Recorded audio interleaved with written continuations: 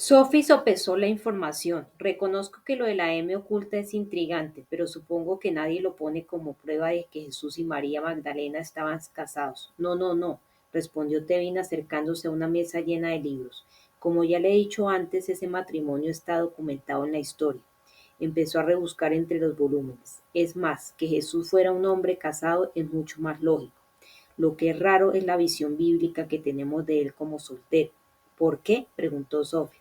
Porque Jesús era judío, dijo Landon, adelantándose a Tevin, que seguía sin encontrar el libro que buscaba, y las pautas sociales durante aquella época prácticamente prohibían que un hombre judío fuera soltero. Según la tradición hebrea, el celibato era censurable y era responsabilidad del padre buscarle una esposa adecuada a sus hijos. Si Jesús no hubiera estado casado, al menos alguno de los evangelios lo habría mencionado o habría ofrecido alguna explicación a aquella soltería excepcional. Tevin dio finalmente con un ejemplar enorme. Tenía las cubiertas de piel y era de gran tamaño, como uno de sus grandes atlas. En la tapa se leía el título, Los Evangelios Gnósticos. Lo abrió y Landon y Sophie se acercaron a él para verlo mejor. Sophie veía que contenía fotografías de lo que parecían ser pasajes ampliados de documentos antiguos, papiros deteriorados con textos manuscritos. No reconocía la lengua en que estaban escritos, pero en las páginas de la izquierda estaban impresas las traducciones. Son las copias de los rollos de Nag Hammadi y del Mar Muerto de los que hablaba antes. Los primeros documentos del cristianismo, curiosamente, no coinciden con los evangelios de la Biblia. Fue pasando hojas y más o menos hacia la mitad del libro, señaló un párrafo. El evangelio de Felipe siempre un buen punto de arranque. Sophie lo leyó. Y la compañera del Salvador es María Magdalena. Cristo la amaba más que a todos sus discípulos y solía besarla en la boca. El resto de discípulos se mostraban ofendidos por ellos y le expresaban su desaprobación. Le decían, ¿por qué la amas más que a todos nosotros? Aquellas palabras sorprendieron a Sophie, pero aún así no le parecieron concluyentes. Aquí no dice nada de que estuvieran casados. Au contraire, discreptó Tevin, sonriendo y señalándole la primera línea, como le diría cualquier estudioso del arameo. La palabra compañera en esa época significaba literalmente esposa. Landon hizo un gesto con la cabeza en señal de asentimiento. Sophie volvió a leer aquella primera línea, y la compañera El Salvador es María Magdalena.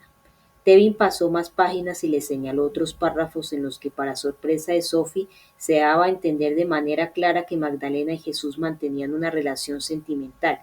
Mientras los leía, recordó a un airado sacerdote que en una ocasión había aparecido en casa de su abuelo y se había puesto a aporrear la puerta.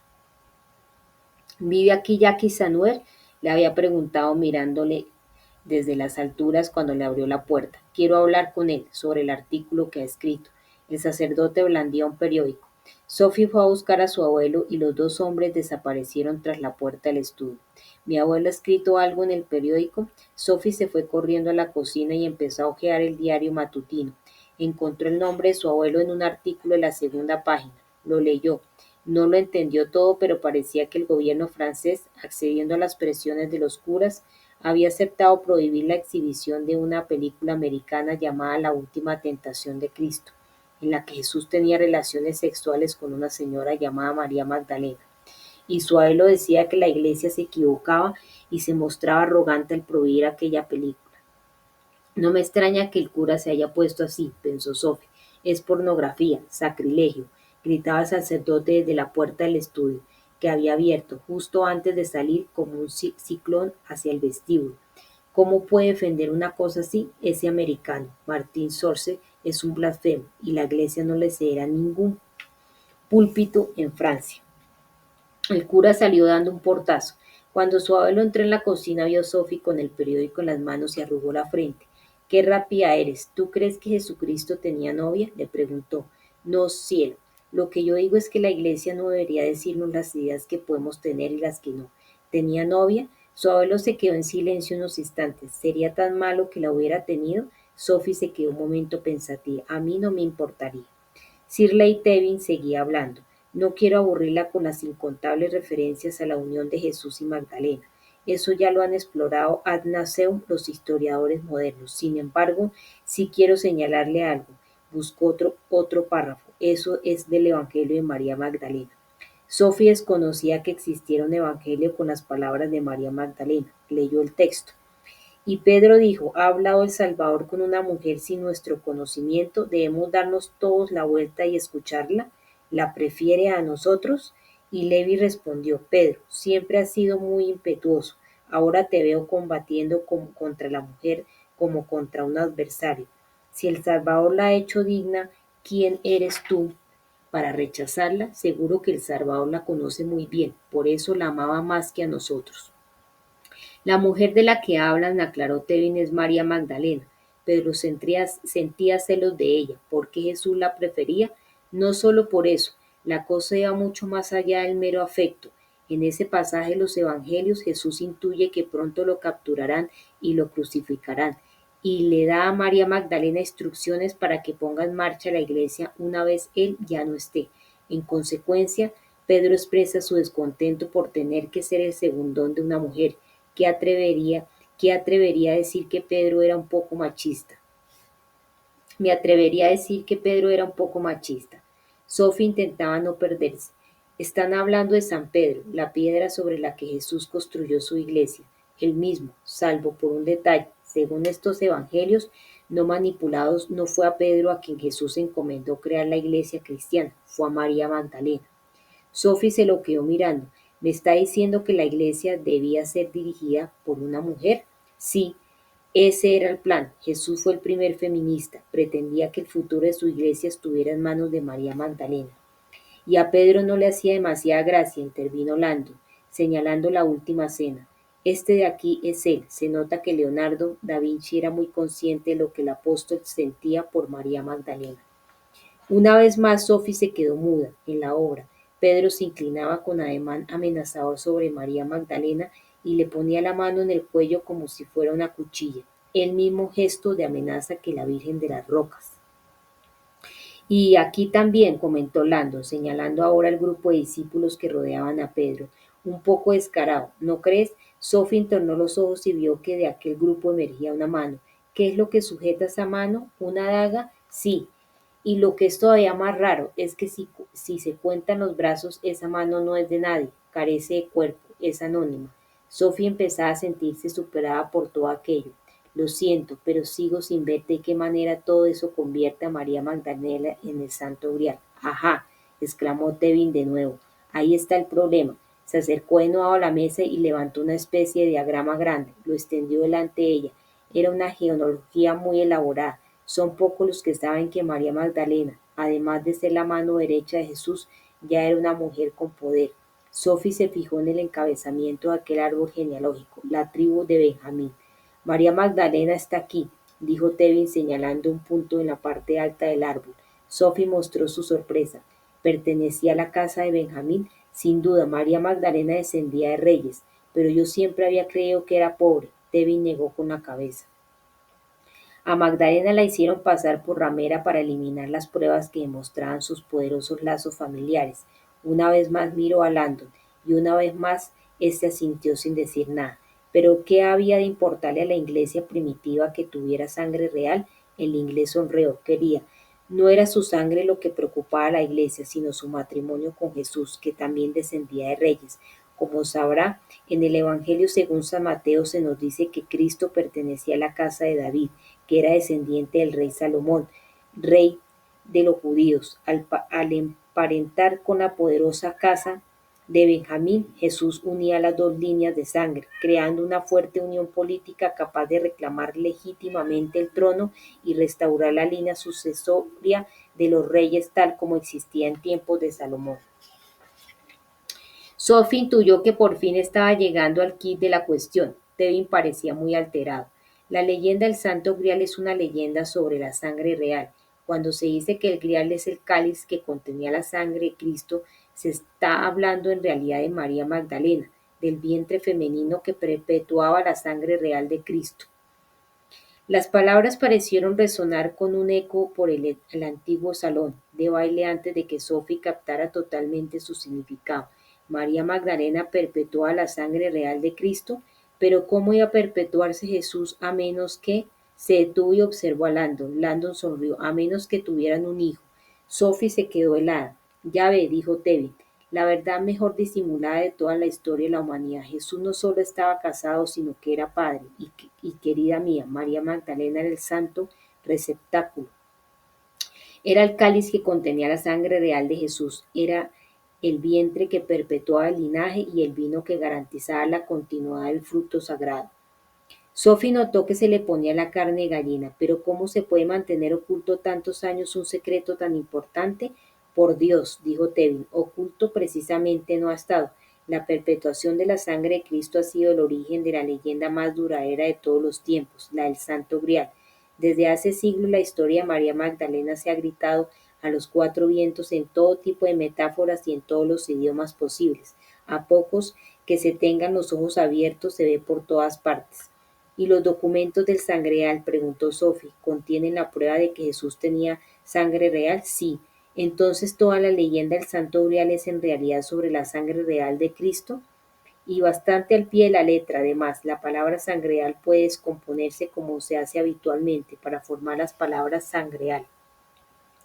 Pero en su forma más antigua la división se hacía de otro modo. Tevin cogió un trozo de papel, escribió algo y se lo entregó. Sang real.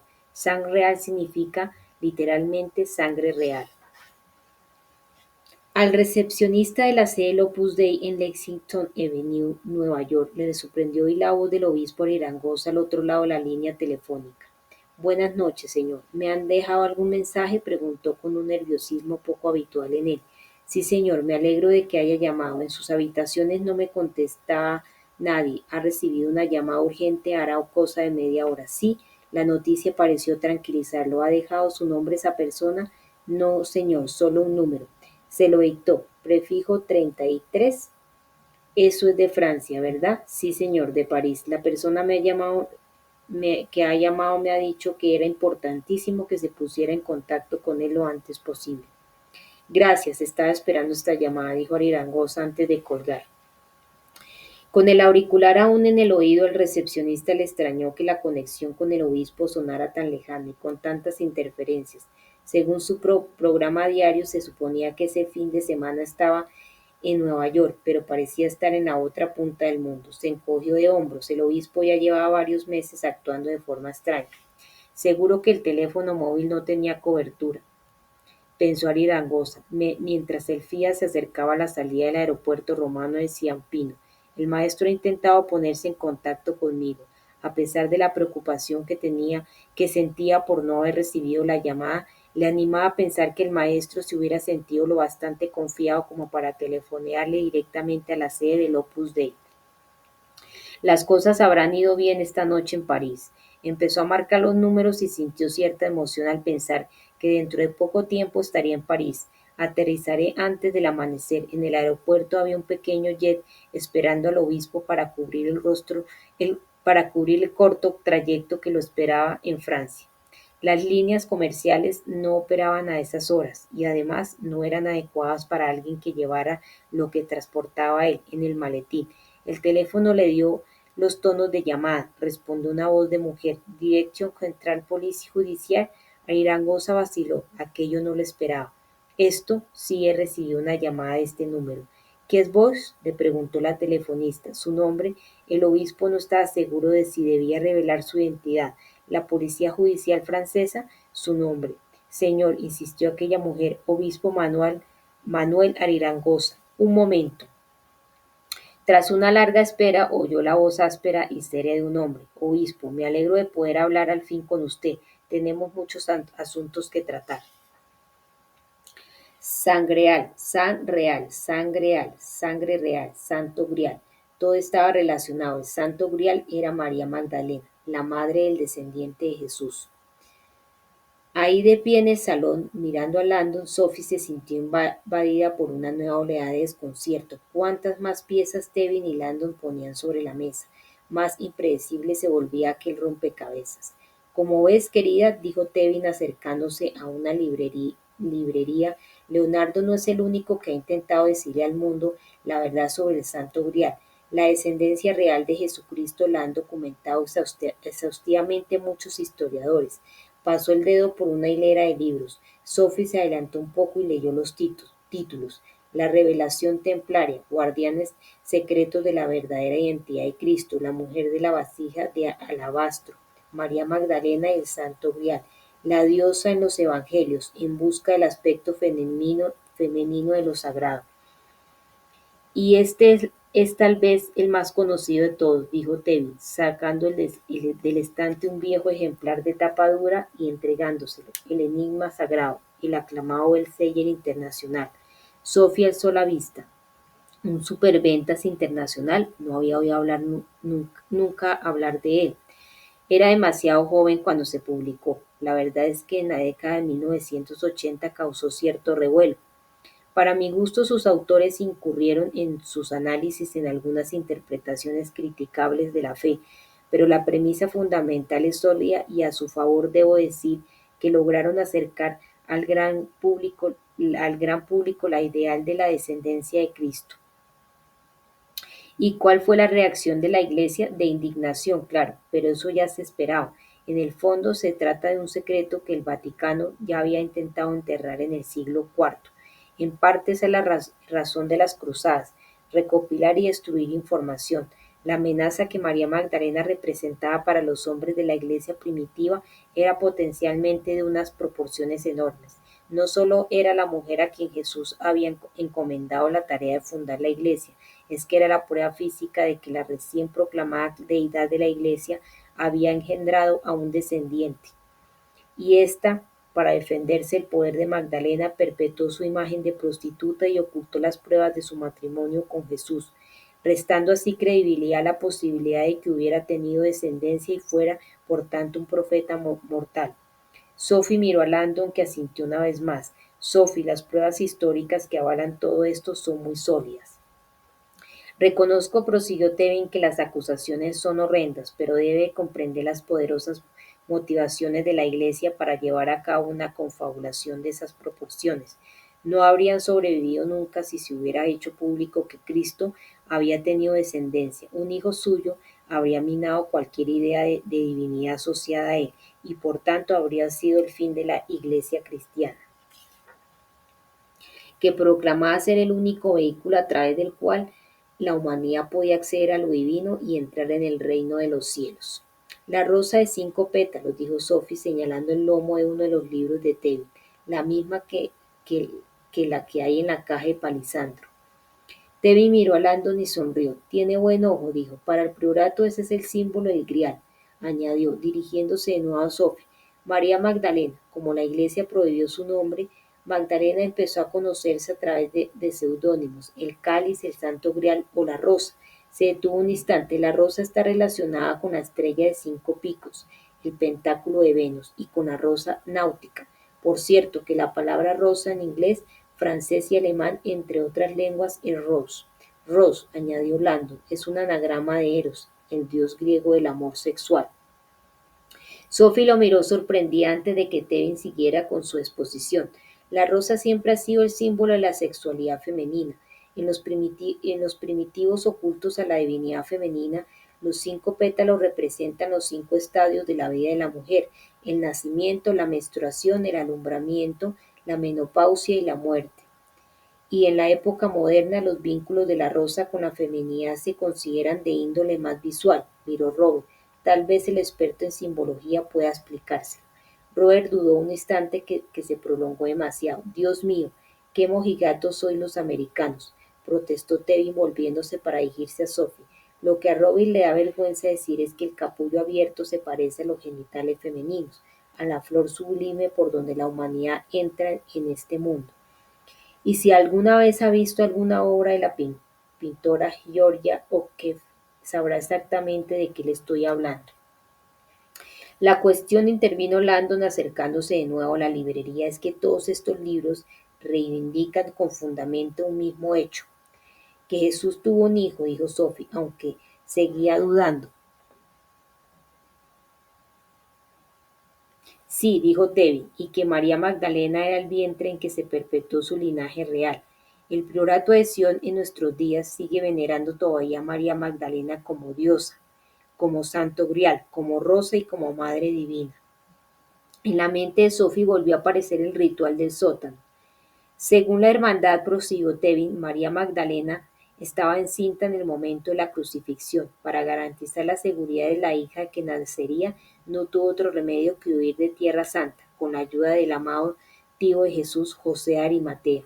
María Magdalena viajó en secreto hasta Francia, conocida entonces como la Galia. Aquí, entre la comunidad judía, halló refugio, y fue aquí en Francia donde dio a luz a su hija que se llamó Sara.